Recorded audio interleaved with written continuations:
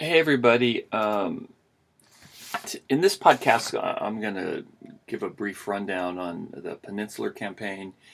Um, Catton talks about it on page 64 of his book. I am going to quiz you on it. It's the failure of the Peninsular Campaign that forces Lincoln into issuing the Emancipation Proclamation. So it's hugely important. Um, the other thing I want to say is that there's a lot of campaigning going on in what we call the West. Kentucky, especially. We don't really consider Kentucky the West. Tennessee today, but in the context of the Civil War, it's the West. And actually, things are going great for the Union in the Western Theater in Kentucky and Tennessee. So at the same time, things aren't going so well for the Union in Virginia. They're going quite well for Virginia in Kentucky or Tennessee, but I'll talk about that in a bit, probably next week. Maybe in this set of podcasts, but we'll see.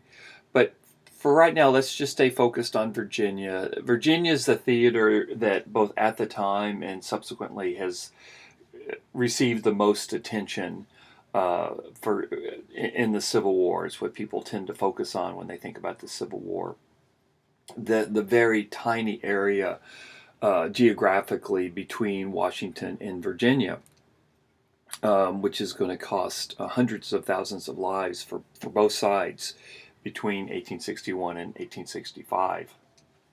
Okay, just to repeat, and again, I want you to know about the Peninsular Campaign. Read about it. You're going to be quizzed on it. Let me just give a review real quick.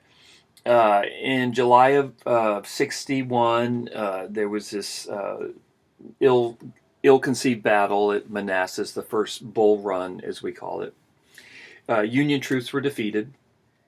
Manassas is right outside of Washington, D.C. It's in the suburbs of D.C. today. And at this point, Lincoln gets serious. He calls up 1,000,000 men. He's going to sign them up for 3-year enlistments. He appoints George McClellan, who was a fast-rising star, who had some success in the western part of Virginia. And his success allowed for the creation of West Virginia. The western part of Virginia didn't get along with the eastern part of Virginia very well. There wasn't a lot of slavery. It's a mountainous Appalachian area. So it breaks from Virginia and becomes West Virginia under the control of the Union. McClellan comes to D.C., young man, mid-30s. His success goes to his head. Everyone thinks he's going to be the guy that saves the Union, the young Napoleon. There's already talk about him running for president, which of course he does in 1864. He has some strengths, but a number of weaknesses. Let's talk about the strengths first. He's an excellent organizer. He organizes the Army of the Potomac, which is what this branch of the Union Army was called in the East, the Army of the Potomac. He organizes it. He builds it up into a force of about 150,000 men. He drills these men. He trains them. They become a semi-professional army under his leadership, and his men really love him. And they actually, even though most of them vote against him in 1864, there's always a residue of affection for George McClellan. Okay, here are the weaknesses. Deeply insubordinate towards Abraham Lincoln. McClellan was determined that the Civil War never become a war against slavery, and this is one of the key points that you'll be reading about next week in his Harrison Landing letter to Abraham Lincoln. He's a Democrat.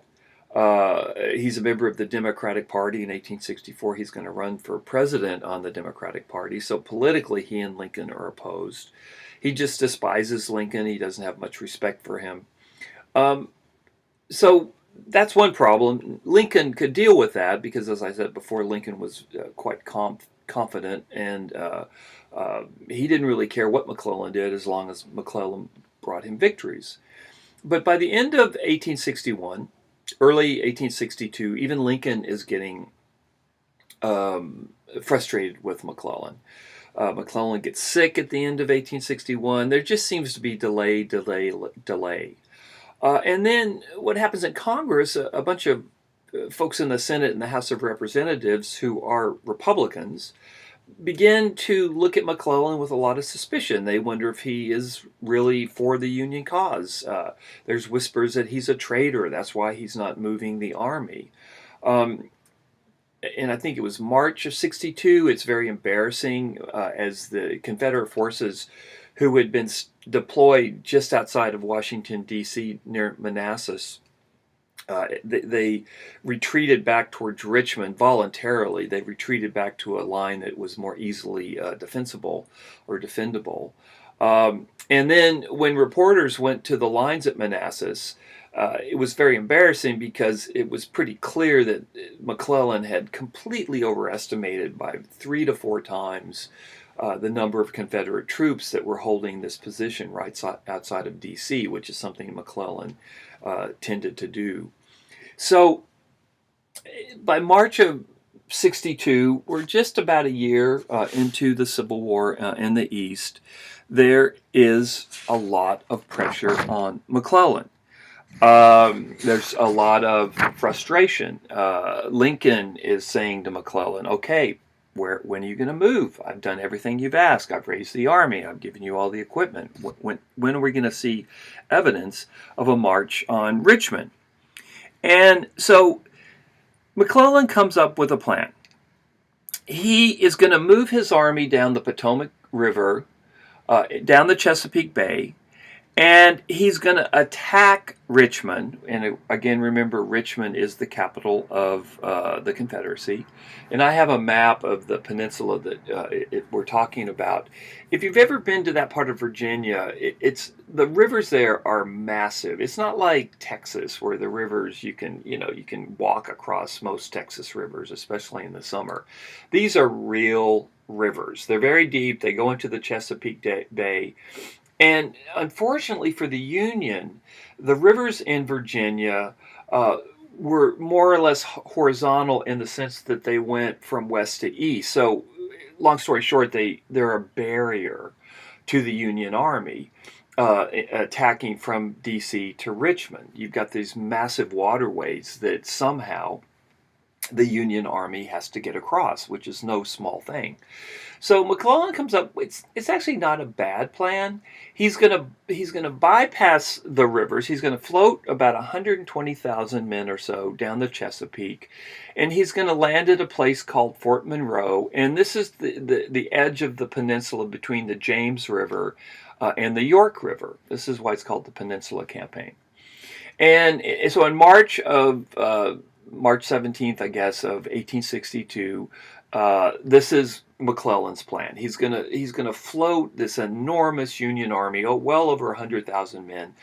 Instead of having them march overland to Richmond, Virginia, he's gonna float them to this position at Fort Monroe, and he's going to march the Union Army, this is the theory anyway, up this peninsula, the relatively short way up this peninsula, to Richmond. And then he's going to capture Richmond, and then hopefully that will end the Civil War. So this is the origins of the Peninsula Campaign. This is McClellan's big game plan. Lincoln is very dubious about this. He thinks that McClellan is going to leave Washington, D.C. uncovered and open to attack. But basically, Lincoln decides to go along with McClellan. He'd been pressuring McClellan. McClellan finally comes up with an idea, and so Lincoln feels like, well, this is what McClellan wants to do. We're going to let him do it. We're talking about 125,000 men, 400 vessels, 14,000 animals, and all the other things you need for a military campaign, the pontoons, telegraph, food. It was just this massive, massive undertaking. So McClellan floats he floats his army down to Fort Monroe at the tip of this peninsula. And then what happens is McClellan just really moves like a turtle. He moves very, very slowly. He's always overestimating the forces that he's opposing. So logistically, it's quite brilliant. He gets this huge army to Fort Monroe, which again is at the tip between the peninsula between the James River and the York River, and I have that up on my computer, and you can see it if you're looking at it. That part goes brilliantly, and this is where McClellan's biggest flaw was. He was not an aggressive commander. He was really good at organization, but he was not aggressive once he hit the spot.